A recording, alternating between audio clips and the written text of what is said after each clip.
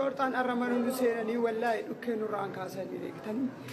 Kana waan wanta kana kan nutti erge imbaasiidha. Ajaja gaaraa gadi fudhatanii uummata Oromoo fayyaa harkaa silkii fuudhaa jennaan arraan guyyaa takka qoficha miti arraan guyyaa sadii seenan kaleessa dhufanii dheengadda dhufanii fayyaa kiisa dheengadda dhufanii fayyaa mana keenyaa siinanii kiisa gurraacha jedhanii kaartoonii nuti irra ciimnu wanta akka lafa irratti nu nambifne arrammoo dhufanii silkiin mana kana jira jedhanii nu keessaa manguddoo nama lama keessaa gabbaasanii tumanii kaan qaama saalaa jaraa caccabsanii jilba jaraa caccabsanii warri kaan danda'anii ta'an kaameraa baqatanii ammas kaameraan nu qaba jennee warra wantoota baay'ee nama gaddisiisanii fi baay'ee namatti dhaggamanii ijoollee keenya Saudi Arabiyaa keessatti taateen irratti raawwatamaa jiru akkuma irratti argitan suuraa isaanii argitan kanatti ijoollee hedduu tumanii miidhanii qaama saalaa isaaniillee baay'ee kan miidhaman jira jaarsotii namoota gurguddoo ta'anillee baay'ee kan miidhamanii kunniin gara kanatti dhufnee gara miidiyaatti ba'uun barbaannu warra jedhanii sodaatan keessa isaan tokkodha jechuudha hordoftoota kabajamtoota kiyya. Maaliif yoo jetanii wallaahi dhasii waan baay'ee tokko namatti dhagamuudha akkasitti qaamni isaanii ciccitee qaama isaanii tumanii qaama saalaa isaanii tumanii miidhanii jechuudha. Assalaamu alaykum warahmatullahi wabarakatuh jirtu akkam nagaa keessanii fayyaa keessanii isiniin jecha illee nagaa goota alhamdulillah galata rabbiin haa galatu isiniin jecha. Namoonni chaanaalii keenya kana faaraa taatan chaanaalii keenya kana jabaadhaa jajjabeessaa isiniin jechuu barbaada.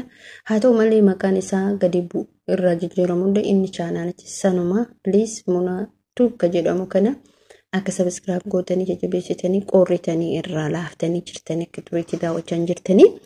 Kanaafuu obboleeyyan tiyyaa wantoonni amma ta'amaa jiru wantoonni amma deemamaa jiru waan baay'ee tokko nama gaddisiisu waan baay'ee tokko namatti dhagamuudha. Obboleen keenya Saudi Arabiyaa keessa jiran obboleettiin teenya Saudi Arabiyaa keessa jirtu Ramadaan kalaa'ee jira OAO dhufee jira garuu mootuyyuu hanga yoomii uummanni sun achi keessatti miidhamaa jira.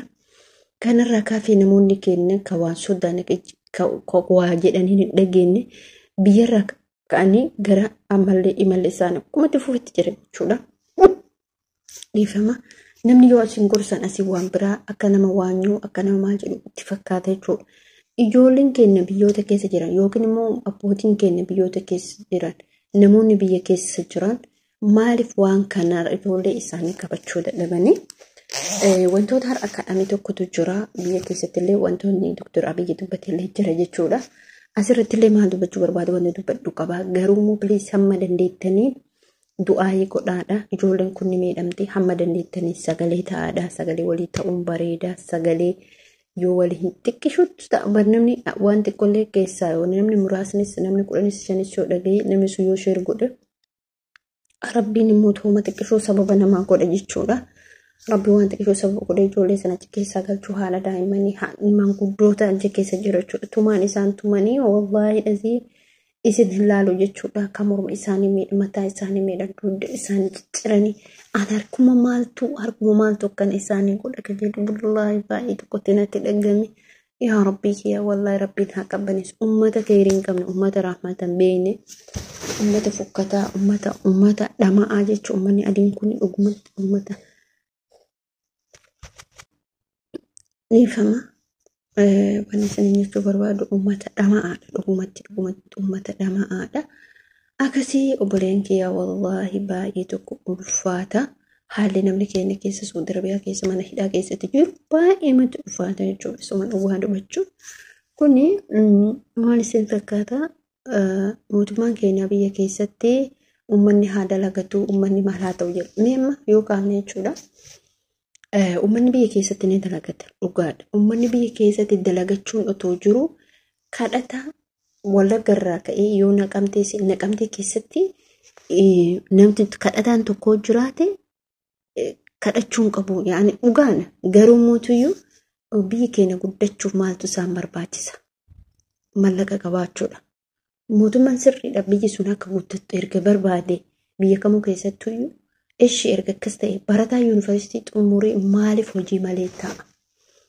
Hojjataa maaliif mindaan hin dabalamne? Eshi biyya erga guddachuu barbaade hojjataa mootummaatiin mallaqni dabalamu ka barattoota yuunivarsiitii xumuranii ta'anii hojii qabsiisu. Eshi kadhataadha mallaqa raabsinaa mallaqa kenninaa jedhan. Gabareen qotee ofii isaatti nyaata. Okay, gabareen qotee ofii isaatti nyaata sirriidha.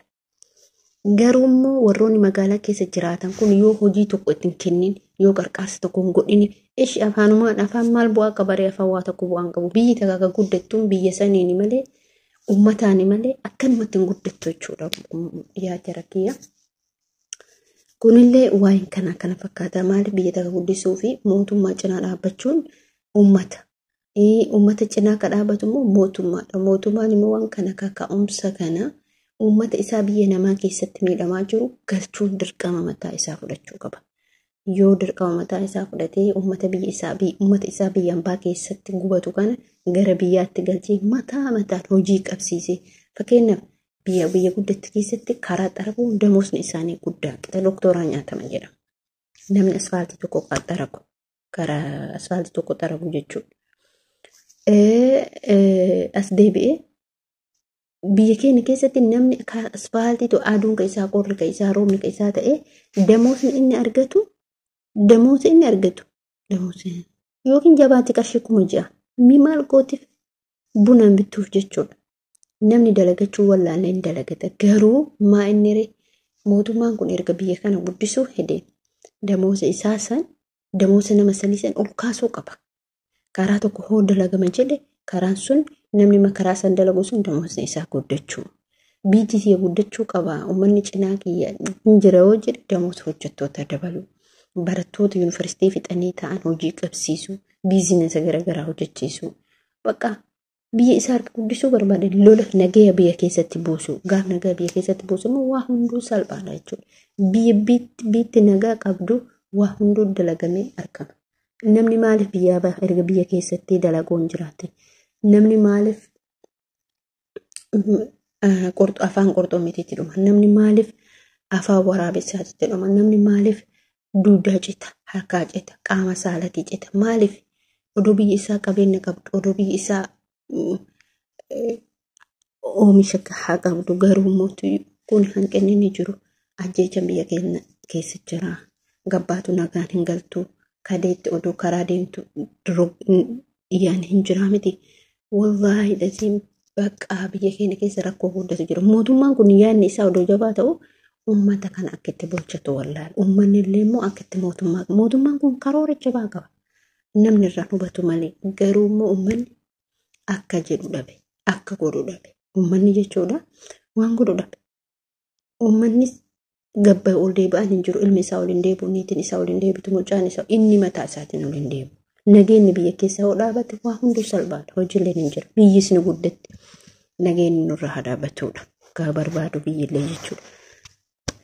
Kanaaf viidiyoo kiyya kana isinitti dheeressee jira. Hamma viidiyoo biraati walitti deebinutti. Please viidiyoo kana like godhaa, share godhaa, subscribe godhaa. Maa duutanii, maa qorritanii chaanaalee keenya gadi buuftanii jirtanii qomaa miti inni guddata guyyaa tokkoo fi isin jechuu barbaada. Hamma dandeettanitti share godhuuf, like godhuuf, subscribe godhuuf yaada keessan akka isin walitti barreessa isin jechuu barbaada.